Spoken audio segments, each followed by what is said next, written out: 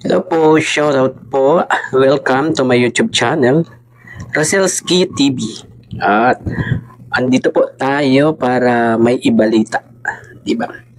May napansin po ba kayo sa ayos ng ating dalaga noong nakaraang photoshoot sa Velvet Box?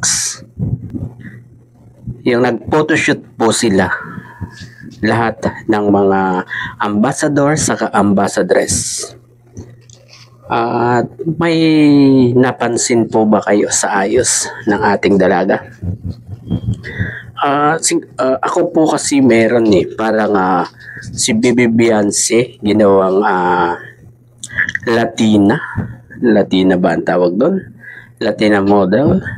Medyo siya pinadark ng konti at parang iniba yung kanyang itsura, di po ba? At kaya pala ganon ay parang sinadya nila yon. At eto po, panoorin nyo po ito at nakuha ko po ito sa isang video clip at BTS noong nakaraang photoshoot. Ito po, panoorin po natin. So, winanside ka ngayon. Bulag ka. Iibahin ang look mo ngayon, B.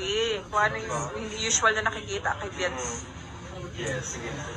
Yung hindi nakikita usual, ay, paiklaan natin. Biglang iniklaan yung buko, Vince. Kinabo. Ay, ano? Yung parang nakaslick na nga, tapos naka-what? Parang nakagano. Parang message siya itong part. Ayun po, napanood nyo po ba? Di ba? Diyan sa itsurang yan, okay pa siya. Di ba? Ang ganda-ganda. Sobrang ganda. Pero nung ma-make-upan siya, hindi po ganyan ang kanyang naging itsura, di ba? Pero super ganda pa din ng ating dalaga doon sa ayos niya. Kaya siguro ibinagay nila kung ano yung suot na alahas ng ating dalaga doon sa photoshoot ng Velvet Box na ilalagay sa billboard. Ayun po. Kaya wag tayo magtaka kung bakit medyo naging matured, naging medyo dark ang kulay ng ating dalaga. At yun ay ibinagay lamang po doon sa suot product ng Velvet Box. Ayun.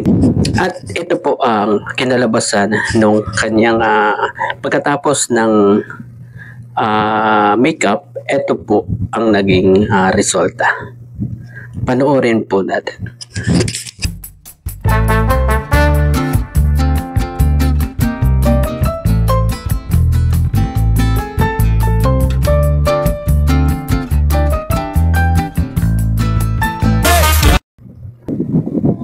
At ayun, sobrang ganda pa rin po ng ating dalaga na si Baby Beyonce natin. Okay? At hanggang dito na lamang po ang aking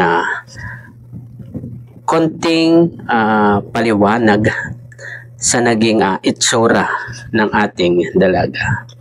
At hanggang dito na lang po. Bye-bye. God bless.